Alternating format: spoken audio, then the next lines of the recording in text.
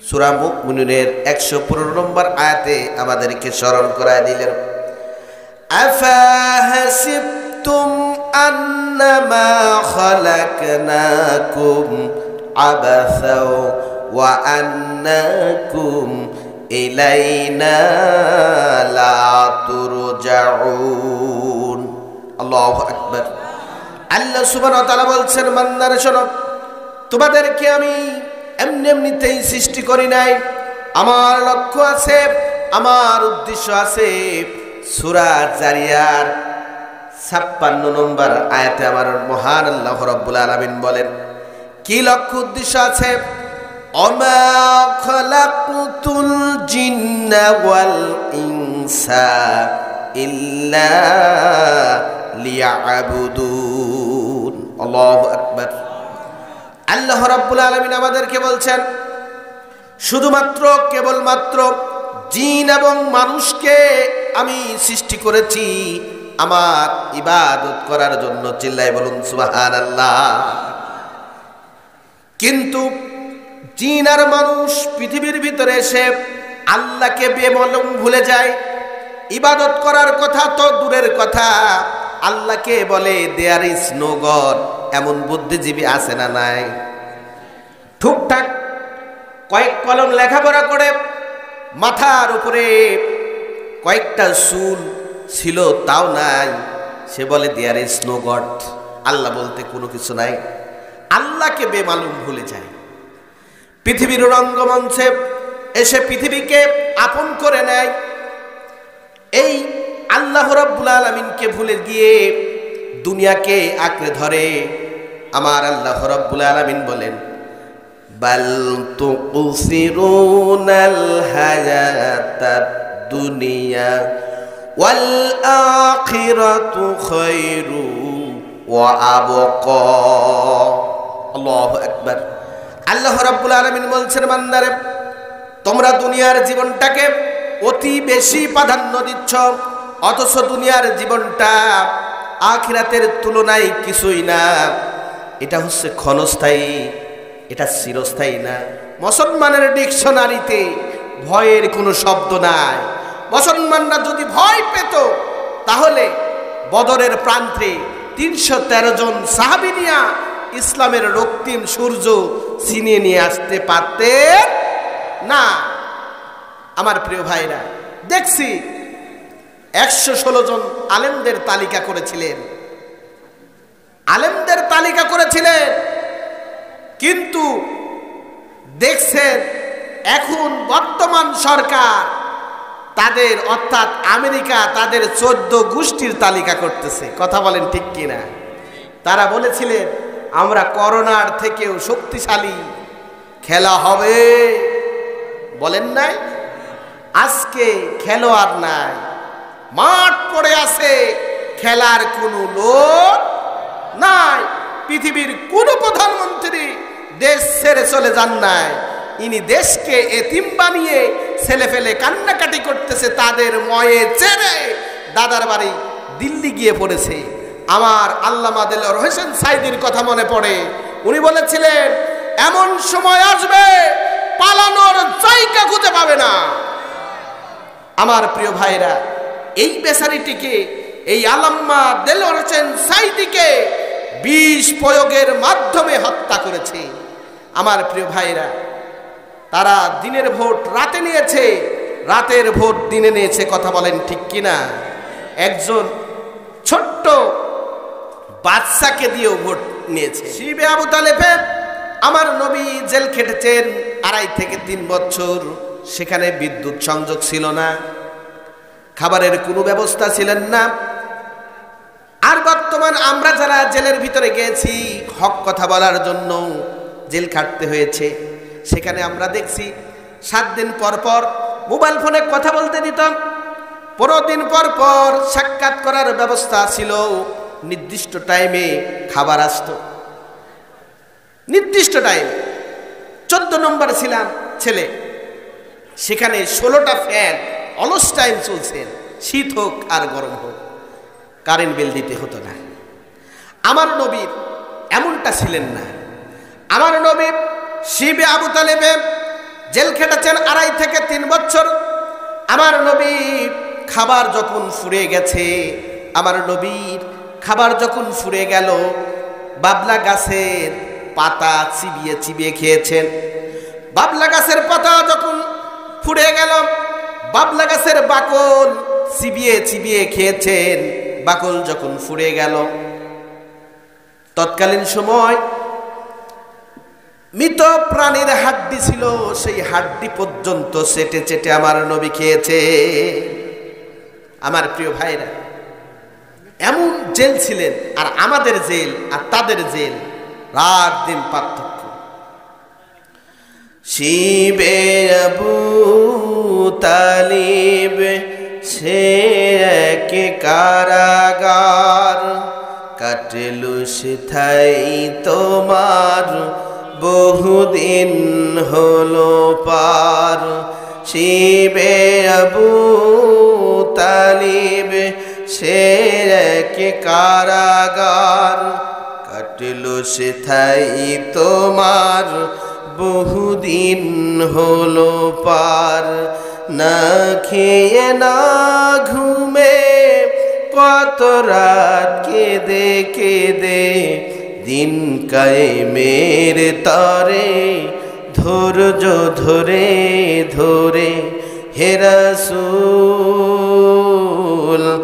এসে গেল বদর উহুদ খন্দক পরীক্ষা, জানমাল দিয়ে পাস হলো সকল পরীক্ষা। অবশেষে হয়ে গেল দিন কায়েমের বিজয় তরি, রাসূল আমার বলে দিলেন খৈরুল কুরুনি করনি।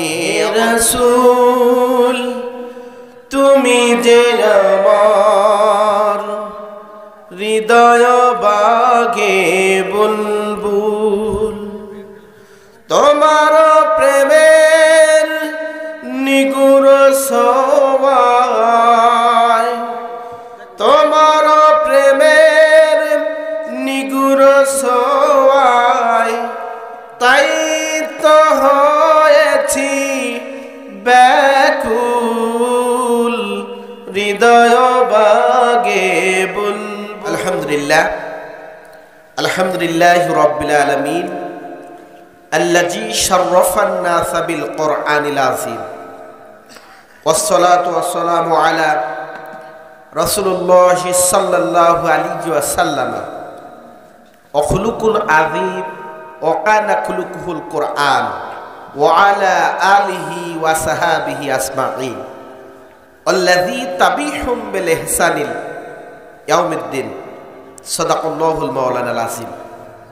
সম্মানিত উপস্থিতি, সুজলা সুফলা শস্য শ্যামলা ৬৮,০০০ গ্রাম বাংলার দেশ বাংলাদেশ। এই বাংলাদেশের অন্যতম জেলা নাটোর জেলা।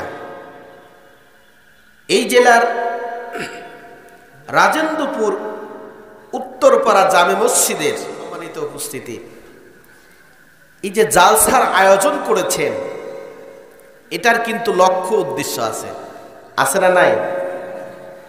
আমাদের দাওয়াত দিয়েছেন, এটারও লক্ষ্য উদ্দেশ্য আছে, আছে না নাই?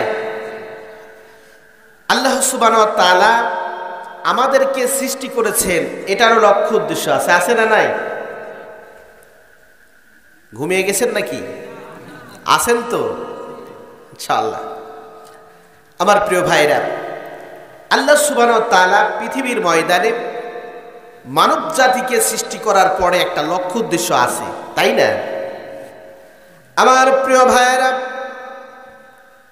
সূরা মুমিনুনের ১১৫ নম্বর আয়াতে আমার আল্লাহ সুবহানাহু ওয়া তাআলা বান্দাদেরকে জানিয়ে দিচ্ছে, বান্দারে শোনো, আমি তোমাদেরকে এমনি এমনিতেই সৃষ্টি করি নাই, আমার লক্ষ্য আছে, আমার উদ্দেশ্য আছে।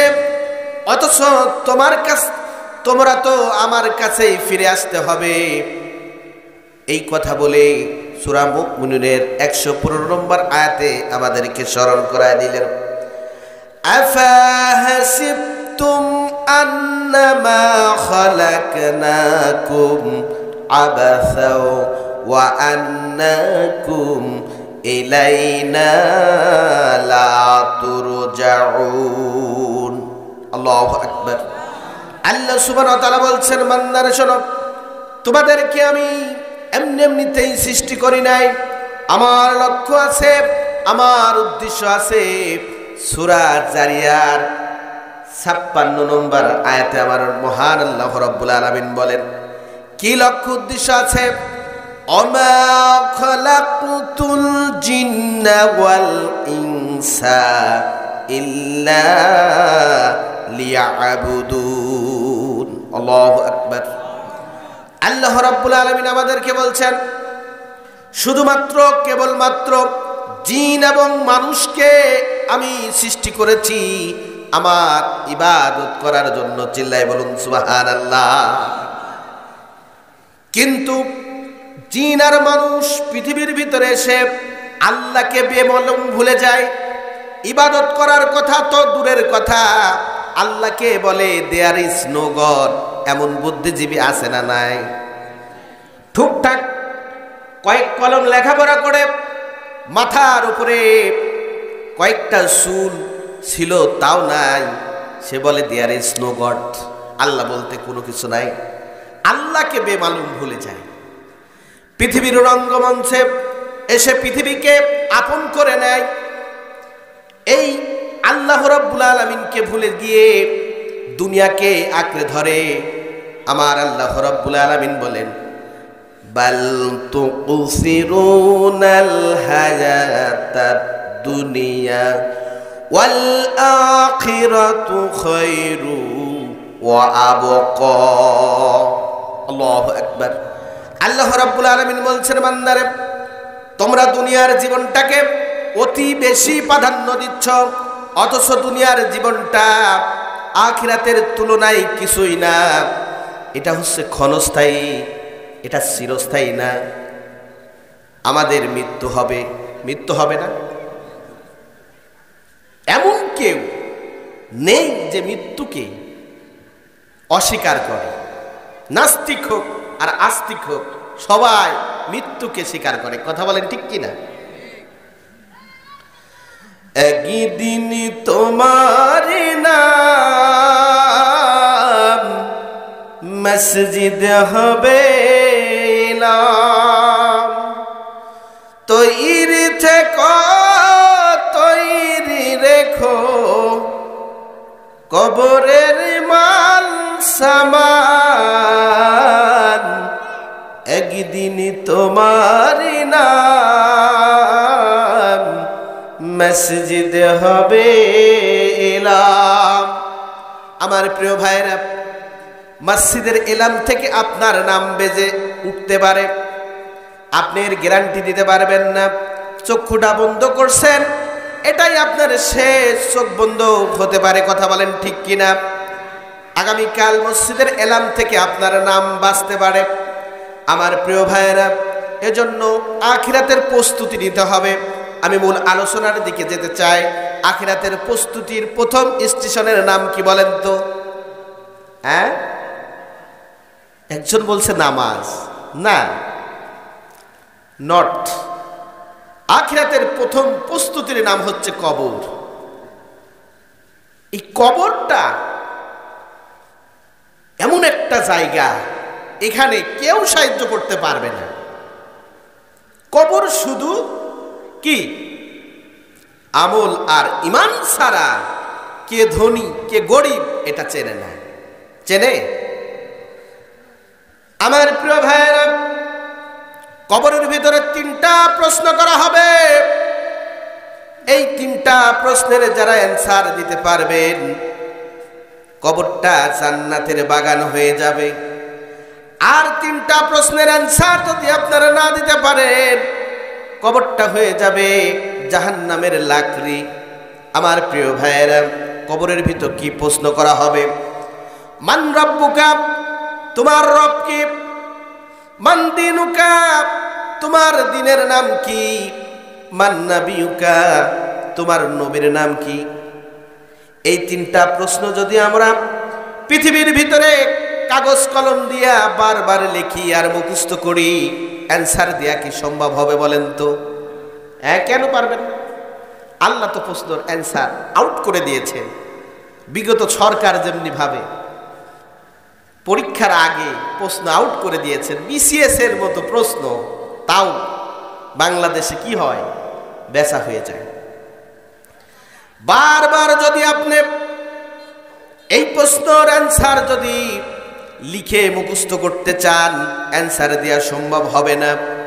যেমন একটা কাগজের উপরে পানি পানি পানি করে যদি লিখে আপনি পান করেন, তেমনি ভাবে আপনার তৃষ্ণা মিটবে না। তেমনি ভাবে এই প্রশ্নের অ্যান্সার মুখস্থ করলে অ্যান্সার দেওয়া সম্ভব হবে না। এখানে কোনো প্রশ্ন করা হবে না, মান দলুকা, তোমার দলের নাম কি? মান নেত্রুকা, তোমার নেত্রীর নাম কি? এমন ধরনের প্রশ্ন হবে? আপনারা আমার সঙ্গে আছেন তো? কবরের আলোচনা করছি, আপনারা গোরস্থান হয়ে যেন না, ঠিক আছে? উত্তর দিবেন, তাহলে আলোচনা করে মজা পাওয়া যাবে। আমার প্রিয় ভাইয়েরা, আমরা মাটি দেওয়ার সময় কি দোয়া করি? মিনহা খালাকনাকুম ওয়া ফিহা নুঈদুকুম ওয়া মিনহা নুখরিজুকুম তারাতান উখরা। এই মাটি থেকে তোমাকে সৃষ্টি করা হয়েছে, এই মাটিতেই তোমাকে রাখা হলো, আবার পুনরায় তোমাকে মাটি থেকে তোলা হবে। আমার প্রিয় ভাইরা, যেই কথাটি বলতেছিলাম, অ্যান্সার যদি না দিতে পারেন, কবরের ভিতরে কয়টা শাস্তি হবে? আমার নবী বলেন প্রাথমিকভাবে 3টা শাস্তি হবে।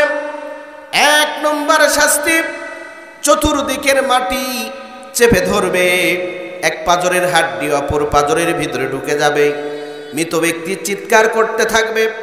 হাদিসের ভিতরে আছে এই চিৎকার শুধু মানুষ আর জিন জাতি ছাড়া সবাই শুনতে পারবে। আহা, এই চিৎকার মানুষ আর জিন জাতি ছাড়া সবাই শুনতে পাবে। আমার প্রিয় ভাইয়েরা, শুধু তাই না, আমার নবী বলেন এই চিৎকার যদি কেউ শুনতো, কোনোদিন সে কবরে কোনো লাশ নামাইতো না।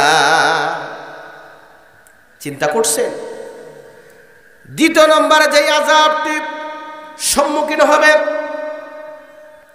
99টি সাপ কবরের ভিতরে নিযুক্ত করা হবে। এই সাপ পা থেকে মাথা পর্যন্ত দংশন করতে থাকবে, মৃত ব্যক্তি চিৎকার করবে। হাদিসের ভিতরে আছে এই সাপ 99টি সাপ দংশন করার কথা তো দূরের কথা, যে কোনো একটি সাপ যদি পৃথিবীর ভিতরে একবার যদি নিঃশ্বাস ছাড়ত, কিয়ামত পর্যন্ত সবুজ গাছপালা জন্ম নিত না। নাউজুবিল্লাহ বললেন না? আমার প্রিয় ভাইরা, এত কঠিন জায়গা সেখানে হবে। আমার নবী বলেন 3 নম্বর আযাব যেটা হবে, একজন ফেরেশতাকে কবরের ভিতরে নিযুক্ত করা হবে। সেই ফেরেশতার দয়া থাকবে না, মায়া থাকবে না, চোখে দেখে না, অন্ধবধির, দয়া মায়া বিহীন এই ফেরেশতার হাতে থাকবে একটা হাতুড়ি। এই লোহার হাতুড়ি দিয়া পা থেকে মাথা পর্যন্ত পিটাইতে থাকবে, মৃত ব্যক্তি চিৎকার করতে থাকবে। আমার প্রিয় ভাইরা, আমার নবী বলেন এই হাতুড়ির এমন ওয়েট হবে, এই হাতুড়িটা যদি একবার উহুদ পাহাড়ের উপরে নিক্ষেপ করত, উহুদ পাহাড় চূর্ণ বিচ্ছিন্ন হয়ে যেত। আমার প্রিয় ভাইরা, এজন্য আমার নবী পৃথিবীর ভিতরে বেশি বেশি করে কাঁদতে বলেছেন আর কম কম করে হাসতে বলেছেন। আর আমরা পৃথিবীতে এসে বেশি বেশি করে হাসি আর কম কম করে কাঁদি। কথা বলেন ঠিক কিনা? আমার প্রিয় ভাইয়েরা, শুধু তাই না, আমার নবী 5 ওয়াক্ত নামাজে বসে কবরের জন্য পানাহা চাইতেন। কবরের কঠিন এই আযাবের জন্য পানাহা চাইতেন।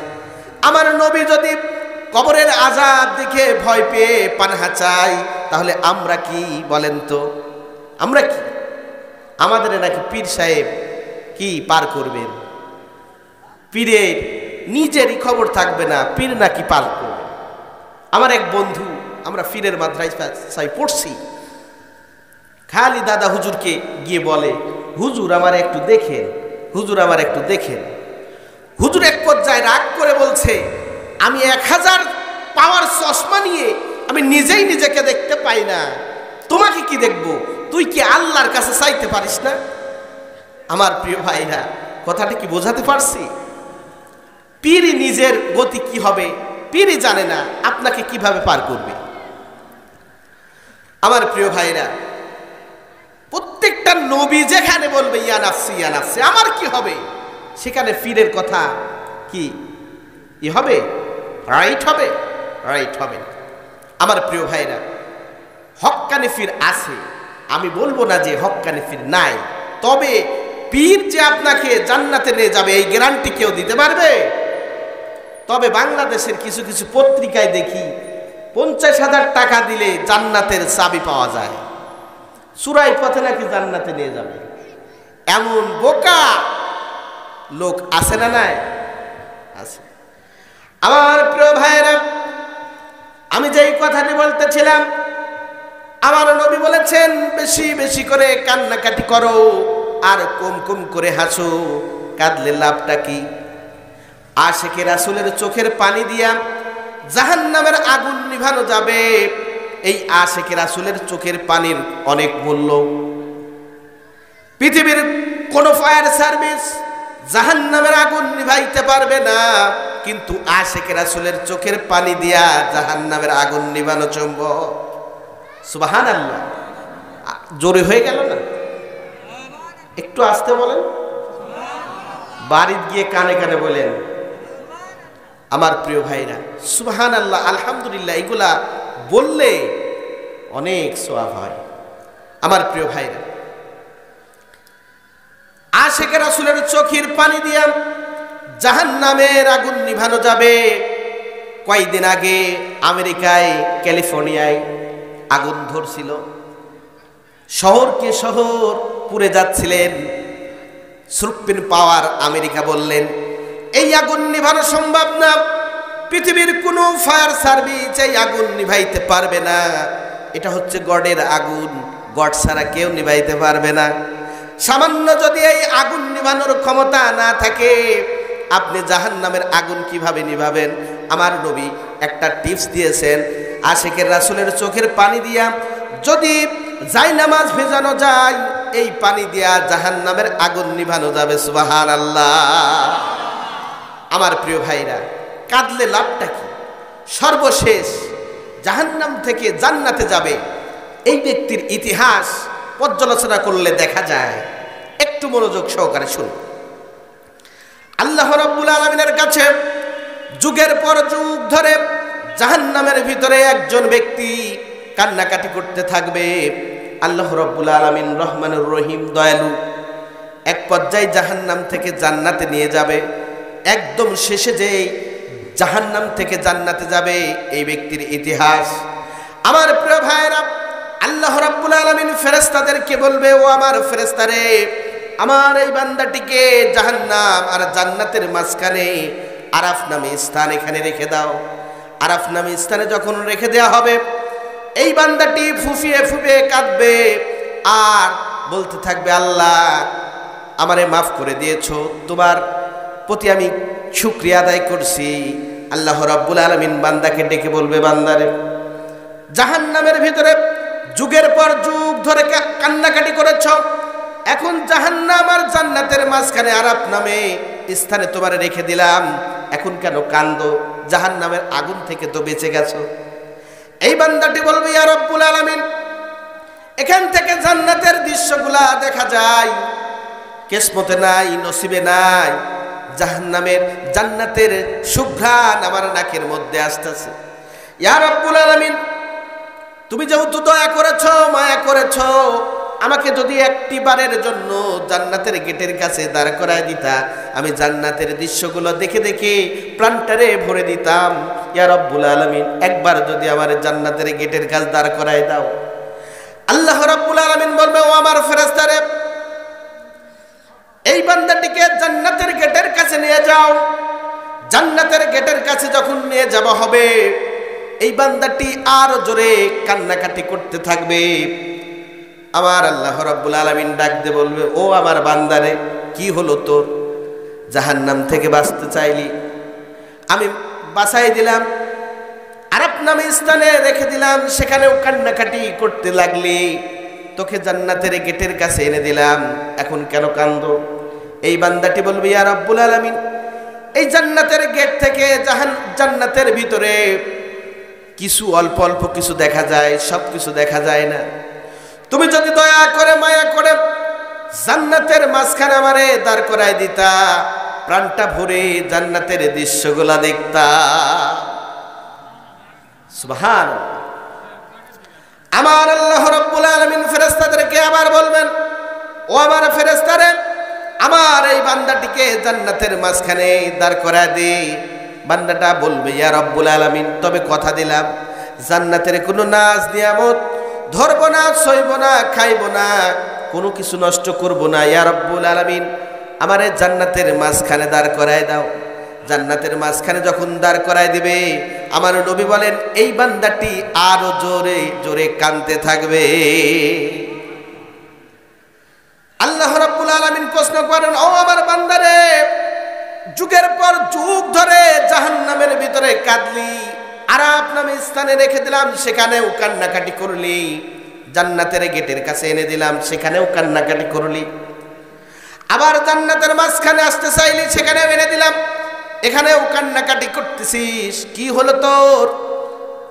এই বান্দাটি আল্লাহ রাব্বুল আলামিনকে বলবে, রব্বুল আলামিন, ভাবতেও পারি নাই জান্নাত এত সুন্দর, আগেই যদি জানতাম জান্নাত এত সুন্দর, তাহলে কোনো বাতিল সংগঠনের সাথে নিজেকে জড়াইতাম না, অপসংস্কৃতিমূলক কোনো কাজ করতাম না, নামাজ ছাড়তাম না, জালসার প্যান্ডেলে এসে বসতাম, ভালো ভালো কাজ করতাম। ইয়া রব্বুল আলামিন, তুমি জান্নাতের মাঝখানে এনে দিয়েছো, তোমার শুকরিয়া আদায় করছি। ইয়া রব্বুল আলামিন, জান্নাতের মাঝখান থেকে আর আমারে বার করে দিও না।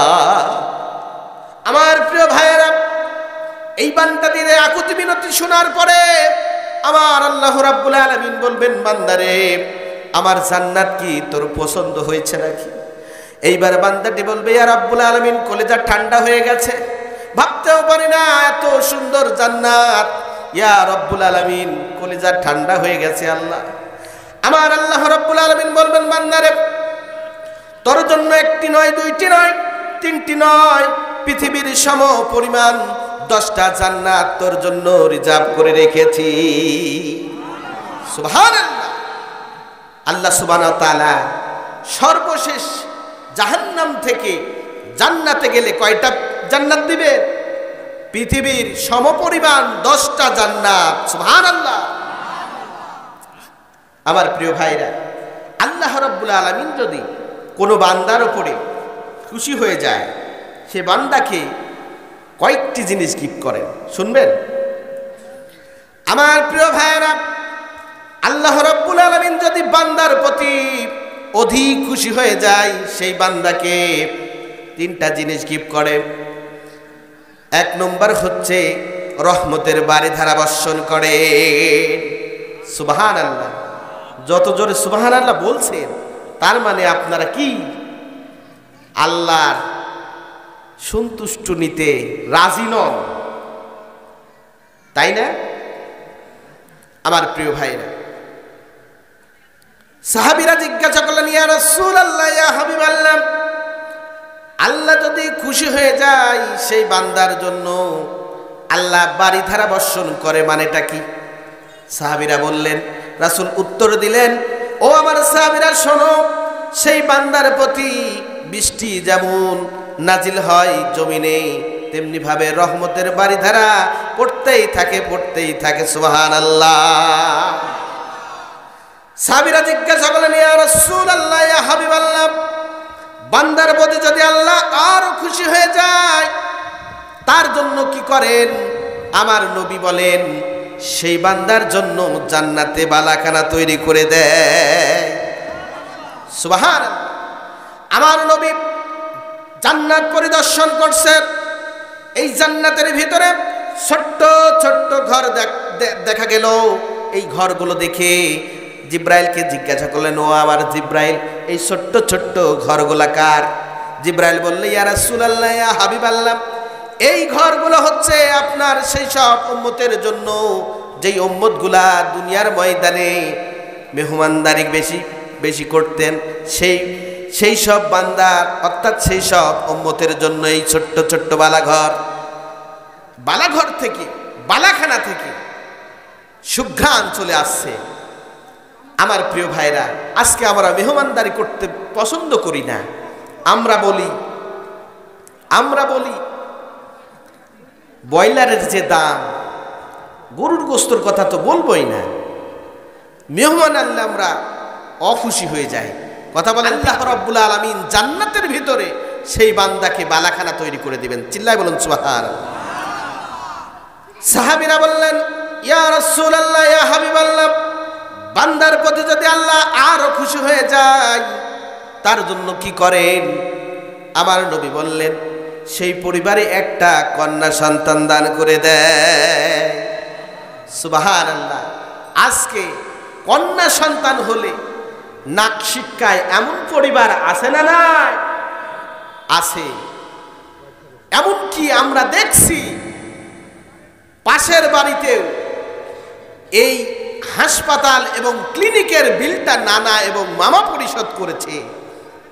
দাদা এবং বাবা এই কন্যা সন্তান জন্মগ্রহণ করার জন্য হাসপাতাল এবং ক্লিনিকের বিলটা দেয় না, এমন পরিবার আছে না? না। আমার নবী বলেন, আমি কন্যা সন্তানের পিতা, যার একটা কন্যা সন্তান তার একটা জান্নাত, যার দুইটা কন্যা সন্তান তার দুইটা জান্নাত, যার তিনটা কন্যা সন্তান তার জন্য তিনটা জান্নাত। সেই পিতা আর আমি আল্লাহর নবী পাশাপাশি এভাবে অবস্থান করব। আঙ্গুল উঠায়ে বললেন, এইভাবে অবস্থান করব। শুধু তাই না, যেই পরিবারে কন্যা সন্তান জন্ম নেয় আমার নবী বলেন সেই পরিবারে একজন রহমতের ফেরেশতা নিযুক্ত করে ফেলে। রহমতের ফেরেশতা আসার পরে কন্যা সন্তানের গায়ের উপরে হাত বুলায় আর বলতে থাকে, তুমি একটা দুর্বল দেহ আরেকটা দুর্বল দেহ থেকে আসছো, তোমার প্রতি রহমতের বারিধারা কিয়ামত পর্যন্ত বর্ষণ হতেই থাকবে। সুবহানাল্লাহ। আমার নবী বাইরে থেকে কোনো হাদিয়া যদি পেতেন সর্বপ্রথম কন্যা সন্তানের হাতে দিতে বলছে। আজ আমরা কন্যা সন্তানকে কি ঠকায়?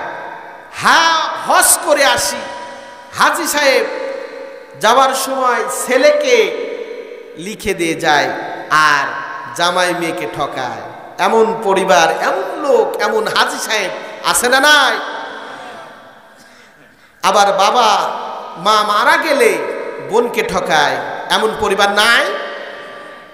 আপনার মাথায় যদি নামাজ পড়তে পড়তে ঘাঁটিও পড়ে যায়, 4 পয়সার দাম নাই। কথা বলেন ঠিক কি না? আমার প্রিয় ভাইয়েরা, আমি মূল আলোচনার দিকে যাব। পৃথিবীর ময়দানে যত নবী রাসূল আছে এরা শুধুমাত্র কেবলমাত্র দিন কায়েম করার জন্য আসছে। কি কায়েম করার জন্য? যদি সওয়াব কামাই করার জন্য আসতেন তাহলে হাজী সাহেবরা এখানে আছেন, মসজিদে নববীর ভিতরে 1 রাকাত নামাজ আদায় করলে 50,000 রাকাতের সওয়াব আল্লাহ রাব্বুল আলামিন দান করে দেয়। কাবা ঘরের ভিতরে 1 রাকাত নামাজ আদায় করলে 1 লক্ষ রাকাত নামাজের সওয়াব দান করে দেয়। আমার প্রিয় ভাইয়েরা, পৃথিবীর ভিতরে যত নবী রাসূল আছে এরা দিন কায়েম করার জন্য আসছেন।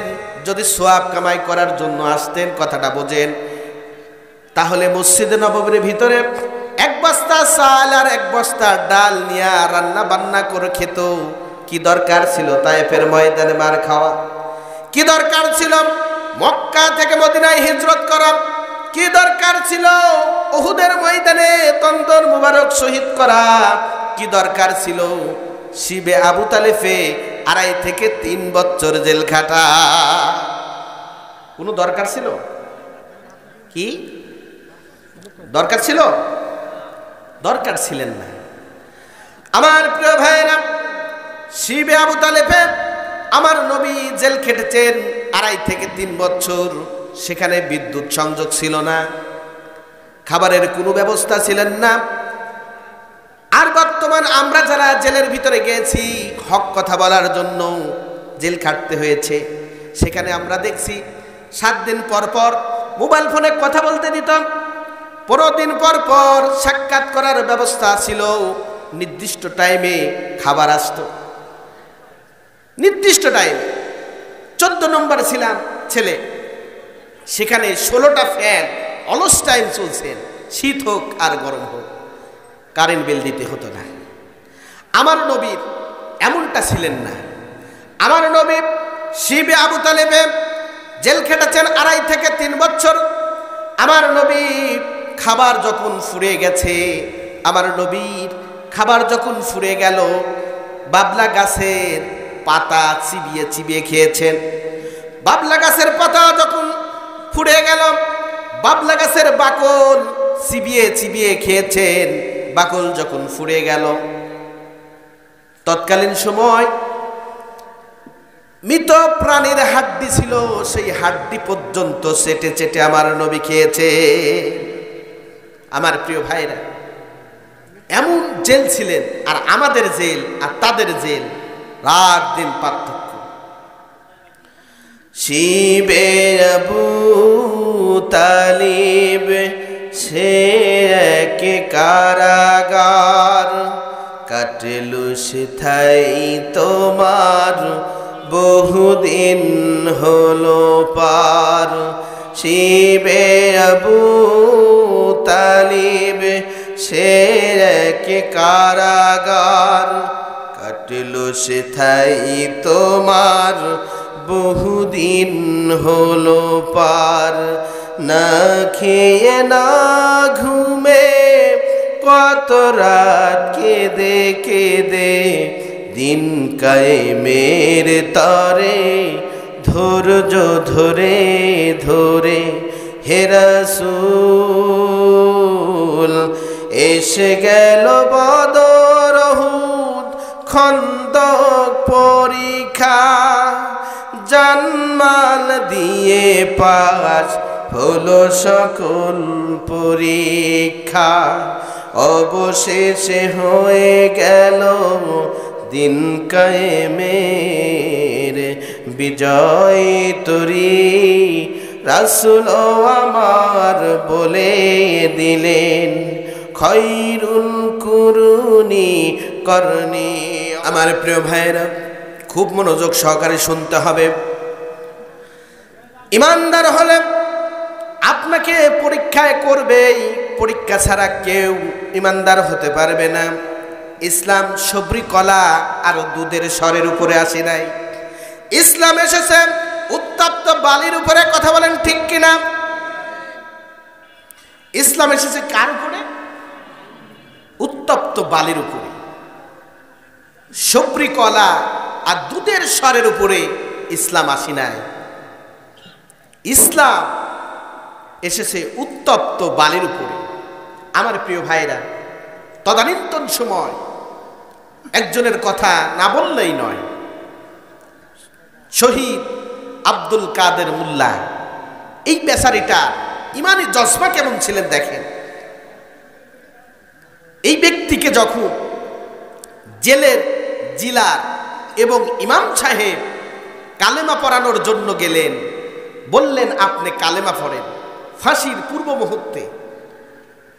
এই ব্যক্তিটি বলছেন অনেক আগেই আমি কালেমা পড়েছি। সুবহানাল্লাহ। ইমাম সাহেব বললেন বিষয়টা বুঝলাম না। শহীদ আব্দুল কাদের মোল্লা ভাই বলছেন যেই কালেমা পড়ানোর জন্য সরকার তোমাকে বেতন দিচ্ছে, সেই কালেমা প্রতিষ্ঠা করার জন্য সরকার আমারে ফাঁসি দেয়। আমার প্রিয় ভাইরা, এখন হুজুররাও হয়ে গেছে তিন প্রকার। কয় প্রকার? তিন প্রকার। মাইন্ড করবেন না, তিন প্রকার হুজুর। একটা হচ্ছে সরকারি, আর একটা দরকারি, আর একটা তরকারি। কথা কি বোঝাতে পারছি? সরকারি হুজুর কি? সরকার যেই দিকে যাচ্ছে হুজুররা ওই দিকে যায়। বৃষ্টি যেই দিকে পড়ে ছাতাটা যেমনি ভাবে ধরে, তেমনি ভাবে সরকার যেই দিকে যায় হুজুররা ওই দিকে যায়। এইবার দরকারি হুজুরটা কি? সমাজে যেটা দরকার সেই মাফিক আলোচনা করে। চিল্লায় বলুন সুবহানাল্লাহ। আমার প্রিয় ভাইরা, আর তরকারি হুজুর দেখবেন 20 টাকা যদি দেয়া হয়, গরিব মানুষ বিরাহমাতিকা ইয়ামার শেষ। আর যদি বড়লোক 500 টাকা দেয়, হুজুর একটু দোয়া করেন, ওর 14 গোষ্ঠী পর্যন্ত জান্নাতে পৌঁছায় দেয়। কথা কি বোঝাতে পারছি? এরা হচ্ছে তরকারি, খাবার আগে আগে ছোটে। আমার প্রিয় ভাইয়েরা, তাহলে আমি যেই কথাটি বলতেছিলাম, একজন মুমিন ব্যক্তিকে আল্লাহ রাব্বুল আলামিন পরীক্ষা করবে। বাতিল সে দবনে ওয়ালে आहे आसमां नहीं हम,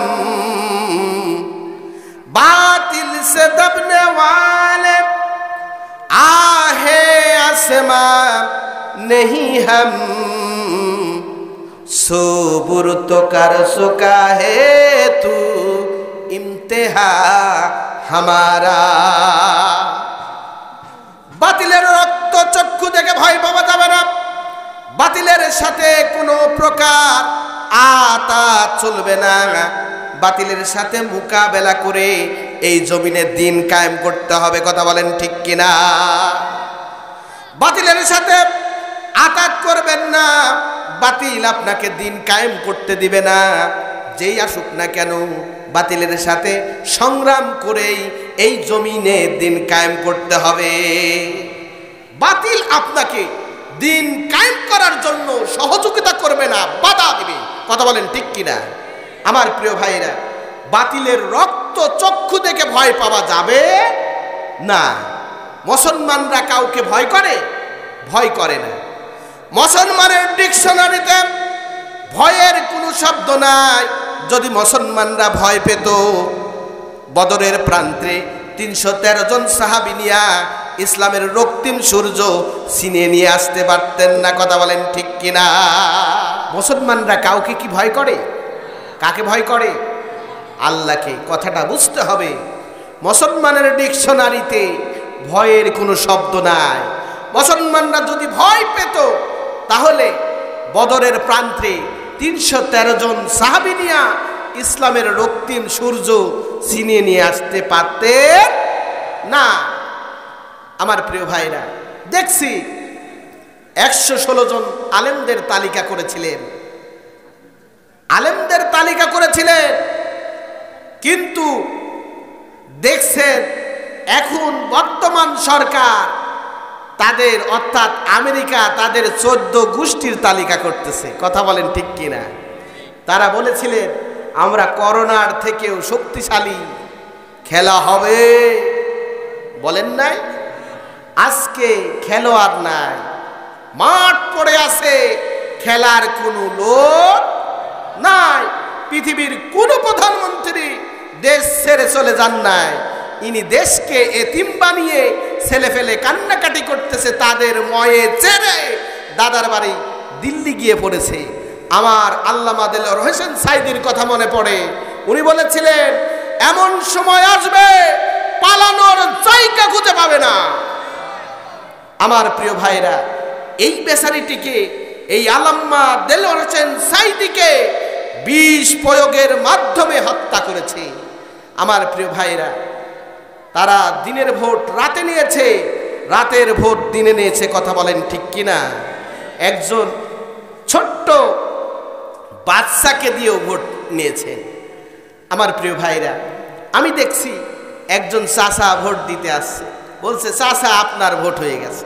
চাচা চলে যাচ্ছে গেটের কাছে, বলছেন চাচা শোনেন, চাচিরও ভোট হয়ে গেছে।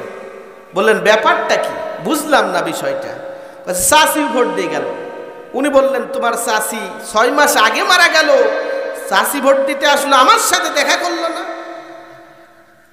বলছে চাচা, চাচির সাথে কি আপনার মারামারি হয়েছে নাকি? না বাবা, তোমার চাচি তো মারা গেছে, ভোট কখন দিল, আর ভোট দিতে আসলোই, আমার সাথে দেখা করলো না কেন? মৃত ব্যক্তিরও ভোট নেওয়া হয়ে গেছে। আমার প্রিয় ভাইয়েরা, আমি যেই কথাটি বলতে চাচ্ছি হাসার বিষয় নয়। আফসোস, আমি এই ময়দান থেকে একটি স্পষ্ট কথা বলতে চাই। শহীদ তিতুমীর যেমনি ভাবে বাঁশের কেল্লা স্থাপন করেছিলেন, প্রয়োজনে মুসলিম তাওহীদ জনতাকে নিয়ে আমরা বাংলাদেশে লাশের কেল্লা উপহার দেব, তবুও বাংলাদেশে অপসংস্কৃতিক মূলক কোন এজেন্ডা, কোন মুর্শিদ এবং মুর্তাদদের বাস্তবায়ন করতে দেয়া হবে না, হবে না, হবে না। আমার প্রিয় ভাইরা, আমার প্রিয় ভাইরা, এই বাংলাদেশ শাহজালালের দেশ, এই বাংলাদেশ শাহপরানের দেশ, এই বাংলাদেশ শাহ মাকদুমের দেশ, এই বাংলাদেশ খান জাহান আলীর দেশ। এদেশে সকালে আজান শুনে ঘুম ভাঙে, আজান শুনে ঘুমাতে যায়। এই দেশকে অহেতু কেউ যদি ইসলামের বিরুদ্ধে কথা বলে আর বলে কোরআনে কোনো রাজনীতি নাই, আহা, আপনি নাকি বিসিএস ক্যাডার, এ কি বিসিএস পড়লেন যে আপনি কোরআনকে কতটুকু জানেন? কোরআনের ভিতরে রাজনীতি নাই, তাহলে কি কোরআন কমপ্লিট কোড অফ লাইফ, জীবন থেকে? এটা কি আমরা ভুল বলছি? এটা কমপ্লিট কোড অফ লাইফ, পূর্ণাঙ্গ জীবন বিধান। তাহলে অপূর্ণাঙ্গ জীবন বিধান, কথা বলেন ঠিক কিনা? ভয় পাচ্ছেন? হক কথা বললে জেলে যেতে হয়, আমরাও গিয়েছিলাম। কয়বার নিবেন? তারপরেও হক কথা বলতে হবে। কোরআনের ময়দান, হক কথা যে বলবে তাকে দাওয়াত দিবেন। এই স্টেজ হক কথা বলার স্টেজ। এখানে কিচ্ছা কাহিনী বলে সময় এহুতু নষ্ট করার সুযোগ নাই। আমার প্রিয় ভাইরা, কোরআনের ময়দান, কোরআনের কথা বলতে হবে। আমার প্রিয় ভাইরা, আমার প্রিয় ভাইরা, আল্লাহ রাব্বুল আলামিনকে ভয় করব। আল্লাহকে কেন ভয় করব?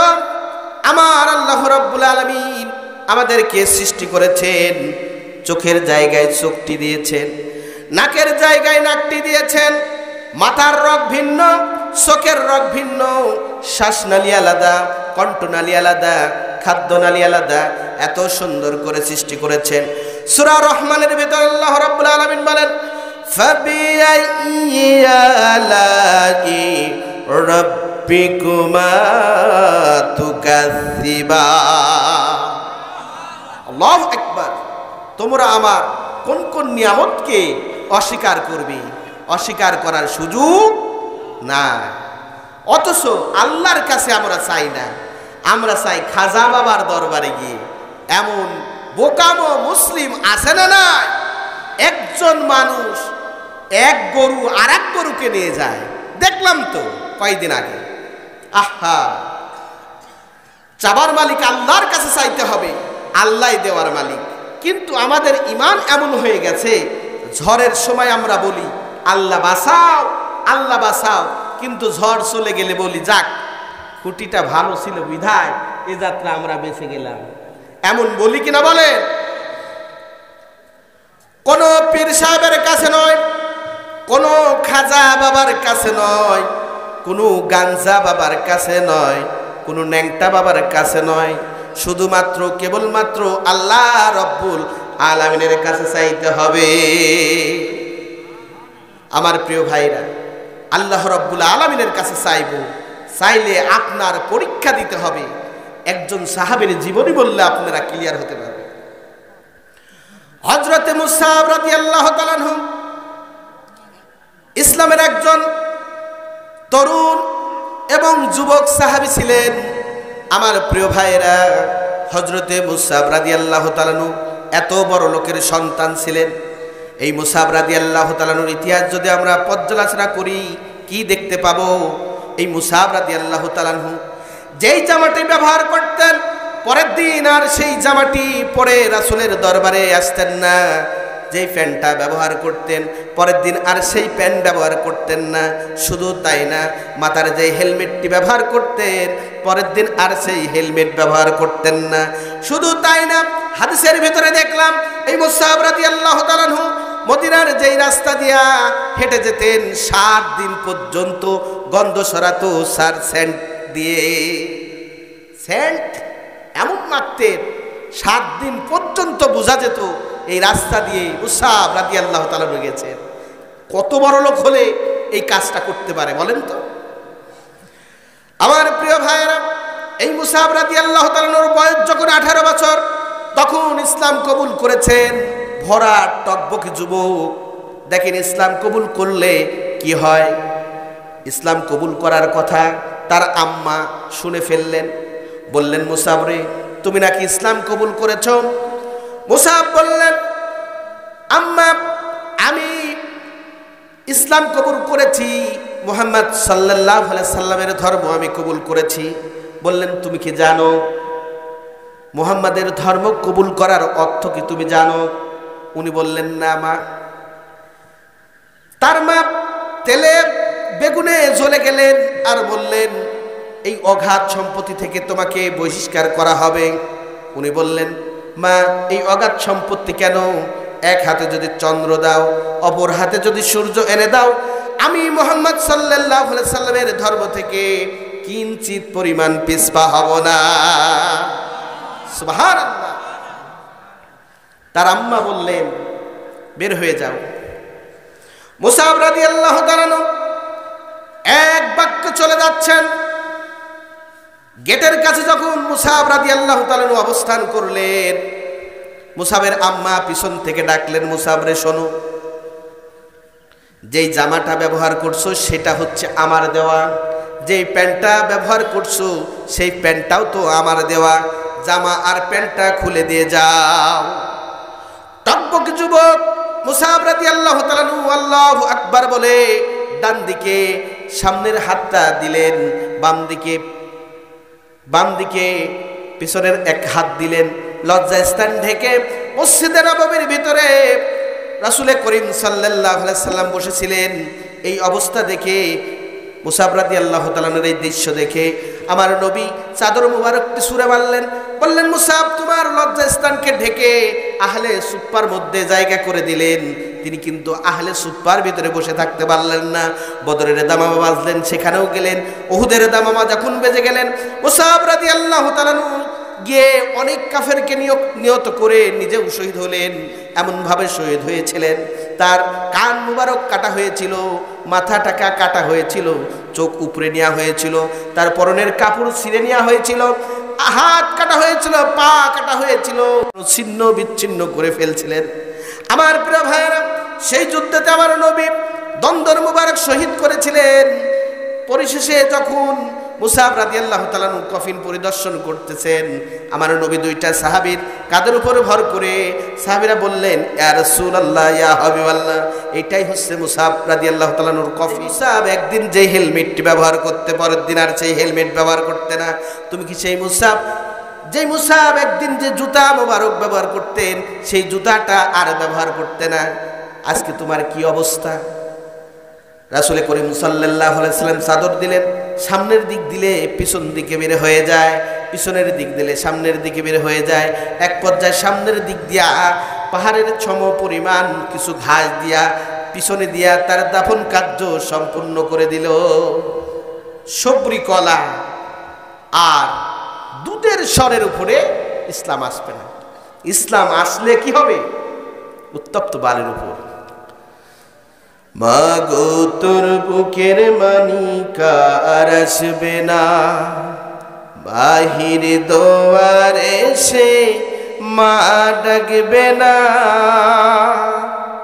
মায়ারি বাদন সারি দিয়েছে সে পাড়ি, মায়ারি বাঁধন সারি দিয়েছে সে পারি, এমন ভুবনে মা আর ফিরবে না ও মা। দান করব, আমি তোমাদেরকে গিফট করব। কি গিফট করব? আল্লাহ বলছেন নাসরুম মিনাল্লাহ, আমার সাহায্য। চিল্লায় বলুন সুবহানাল্লাহ। আল্লাহ রাব্বুল আলামিন বললেন আমার সাহায্য কতদূর ফাঁকে?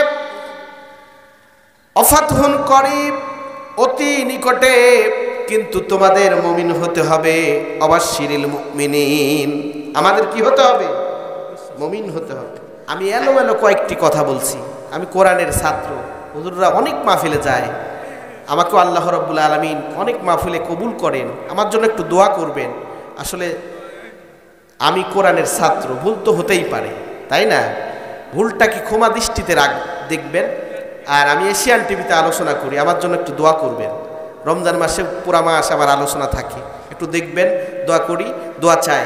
আসসালামু আলাইকুম ওয়া রাহমাতুল্লাহি ওয়া বারাকাতুহু।